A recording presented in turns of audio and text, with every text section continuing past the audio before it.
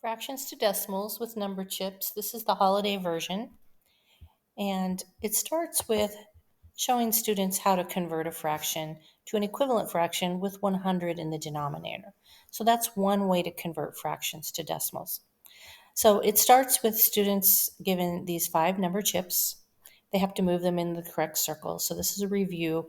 What would you multiply times each of these numbers in order to get 100? So it gives them some practice moving the chips. They just have to click on the edge, click and hold, and then they can move it into place. So 25 times 4, 20 times 5, 10 times 10, and 5 times 20. Just a little bit of a review. When they get to the next slide, they're going to be converting these fractions to equivalent fractions with 100 in the denominator. So they have to look and see what they multiply the numerator and the denominator by in order to get 100. So if they multiply 50 times 2, they have to also multiply 9 times 2, and that will give them 1800ths. The next one, if they multiply 25 times 4, they have to also multiply 5 times 4, and that would give them 20 hundredths. So this is just practice, changing a fraction to an equivalent fraction with 100 in the denominator.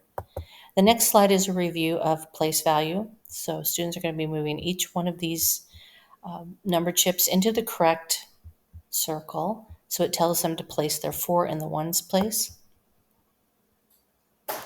their 1 in the tenths place, 8 in the hundreds place, and so on. So every slide has every number that they need. And if they get to the end, they find a number doesn't work, they need to go back and look and see where they made an error.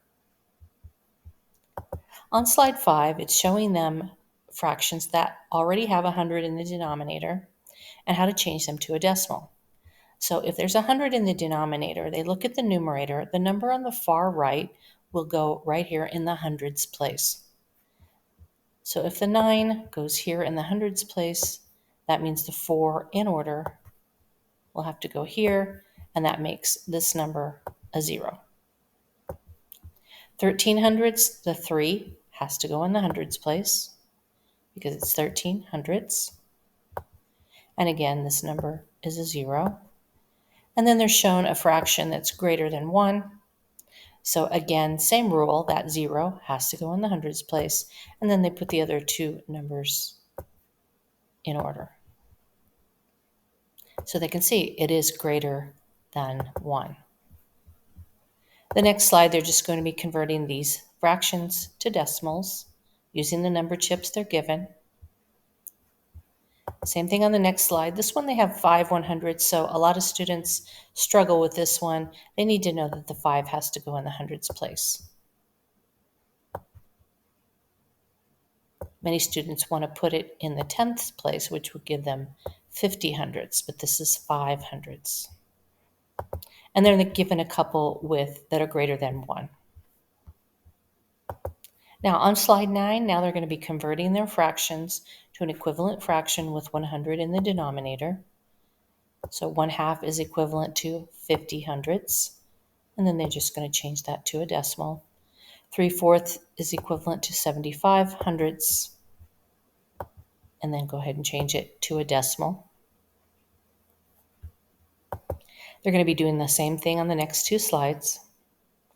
When they get to slide 12, they can see that they may not always be able to directly multiply or scale up to get 100 in the denominator. So in the case of these 2 fractions, they're going to have to simplify first. So if they simplify 6/40ths by dividing by 2, that's going to give them 3/20ths. Now they can multiply numerator and denominator by 5, and they'll get 15 hundredths, which they can go ahead and change to a decimal. Same thing on this one. If they divide the numerator and denominator by 3, that's going to give them 1/5. And they can now multiply times 20 and get 20 hundredths. And then change it to a decimal. Now on the next slide, if they simplify this fraction, they're going to get a fraction that they're not able to convert to an equivalent fraction with 100 in the denominator. So in that case, when they can't convert it, they have to use long division. So here's a long division problem. They have to change this to 1 divided by 8. So they need to know that all of these numbers are going to be zeros. And if they divide, 8 goes into 10 one time. A decimal point goes straight up. 8 times 1 is 8. If they subtract, they're going to get 2. Bring down a 0. 8 goes into 20 two times. 2 times 8 is 16.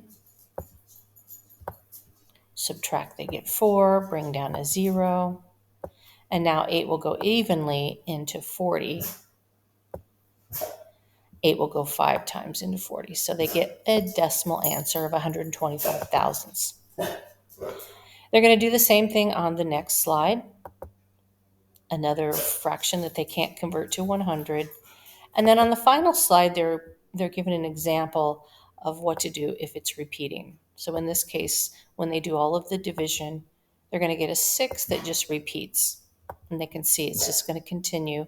They're going to use this little bar here, place it over the 6 to show that that 6 repeats forever. Final slide has some decimals vocabulary. You can go through this with the students, the difference between a terminating, non-terminating, and repeating decimal. So this is fractions to decimals with number chips. This is the holiday version.